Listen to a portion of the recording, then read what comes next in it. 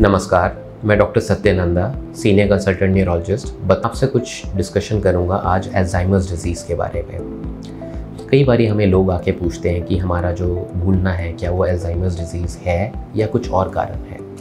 भूलने की बीमारी के कई कारण होते हैं, जैसे कि अल्जाइमर्स डिजीज़ उसमें से एक है। कुछ लोगों को विटामिन B12 की कमी के कारण या थायराइड अनकंट्रोल होने के कारण भी डिमेंशिया या भूलने की बीमारी हो जाती है, उसको हम अल्जाइमर्स नहीं कहते हैं।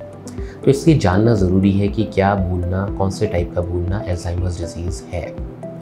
अल्जाइमर्स डिजीज़ की कई स्टेजेस होती हैं। पहली स्टेज में आदमी को सिर्फ माइनर फॉरगेटफुलनेस होती है, जिसको हम कहते हैं कि कुछ भूल जाते हैं, कुछ चीज़ें रख के भूल जाते हैं, या उन्होंने क्या खाया था, कब खाया था, ये भूल जाते हैं। और ये बहुत ही इनफ्रीक्वेंटली होता है, हर बारी नहीं होता है। ये पहला क्लिनिकल स्टेज होता है। इससे पहला भी एक स्टेज होता है जो प्री क्लिनिकल स्टेज चल रहा होता है, जिसमें पेशेंट को कोई सिम्टम नहीं होता है। पेशेंट बिल्कुल अपना एक्टिविटीज़ ऑफ डेली लिविंग पूरी तरह से काम करते रहते हैं, अपनी सोशल लाइफ भी पूरी तरह से चलाते रहते हैं, बट उसमें ब्रेन में बिल्डअप हो रहा होता है। ब्रेन में किस चीज़ का बिल्डअप हो रहा होता है? हार्मफुल पार्टिकल्स का बिल्डअप हो रहा होता है, जो ब्रेन के सेल्स को नष्ट कर देते हैं। वो पहला स्टेज होता है जिसको हम प्री क्लिनिकल स्टेज कहते हैं। स्टेज 1 में भूलना हो जाता है। उसके बाद अगला स्टेज आता है जिसमें उनको पता नहीं लगता कि उनको घर के रास्ते पता नहीं लगते हैं, घर के रास्ते भटक जाते हैं, या अगर कहीं बाहर जाना होता है तो वो अपना वे लूज़ कर जाते हैं। उनको पता नहीं लगता कि गाड़ी कहाँ से मोड़नी है, कौन सा राइट टर्न लेना है, और वो कहीं और चले जाते हैं। ये सेकंड स्टेज होता है। तीसरा स्टेज होता है जब पेशेंट इतना आगे बढ़ जाता है डिमेंशिया में कि वो अपने काम नहीं खुद से कर पाते हैं, वो डिपेंडेंट हो जाते हैं दूसरों पे।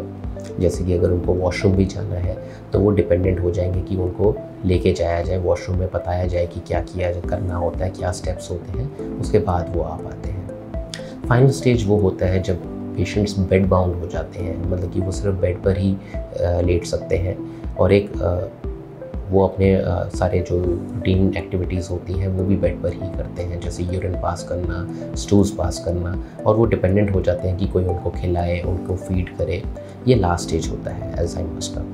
तो हम इन सब को कैसे ट्रीट कर सकते हैं? प्री क्लिनिकल में भी हमारे पास अब आजकल थेरेपीज़ आ रही हैं, इवॉल्व हो रही हैं, जो प्री क्लिनिकल स्टेजेस को टारगेट कर रही हैं, बट अभी तक हमारे पास ऐसा कुछ बहुत रेकमेंडेबल नहीं है कि जो हम प्री क्लिनिकल स्टेज पे शुरू कर सकते हैं। जो स्टेज 1 होता है जिसमें भूलने की दिक्कत शुरू हुई होती है, उसमें ट्रीट करने से सबसे ज़्यादा फ़ायदा होता है। उसमें अगर हम ट्रीट करते हैं, हम अपनी दवाइयों से देते हैं, तो वो दवाइयों से बीमारी की जो ढलान होती है वो कम हो जाती है, और पेशेंट्स का जो रेट ऑफ प्रोग्रेशन होता है वो कम हो जाता है। सेकेंड स्टेज में भी अगर हम अपनी ट्रीटमेंट देते हैं, हम अपनी जो दवाइयाँ देते हैं, जो कॉग्निटिव एनहांसर्स होते हैं, उनसे भी फ़ायदा होता है। थर्ड और फोर्थ स्टेज में हमारी दवाइयाँ बहुत ज़्यादा काम नहीं कर पाती हैं, और हम दवाइयाँ देते रहते हैं ताकि बीमारी धीरे धीरे ही आगे बढ़े, बहुत तेज़ी से आगे ना बढ़े, पर ज़्यादा फ़ायदा नहीं होता है। दवाइयाँ देने के अलावा पेशेंट्स को हमें प्रमोट करना चाहिए कि वो योगा करें, एक्सरसाइज करें और मेडिटेशन करें। कुछ लोगों को हम ये भी सलाह देते होते हैं कि जैसे पज़ल्स होती हैं, हमारे न्यूज़पेपर्स में होती हैं, सुडोकू टाइप की पज़ल्स होती हैं, वो करते रहें ताकि उनके ब्रेन के सर्किट्स एक्टिव रहें और वो धीरे धीरे ही डिके हो। तो कुल मिला के ये सब चीज़ें हैं जो अल्जाइमर्स डिजीज़ की स्टेजेस होती हैं और अल्जाइमर्स डिजीज़ की ट्रीटमेंट में काम आती हैं। Thank you.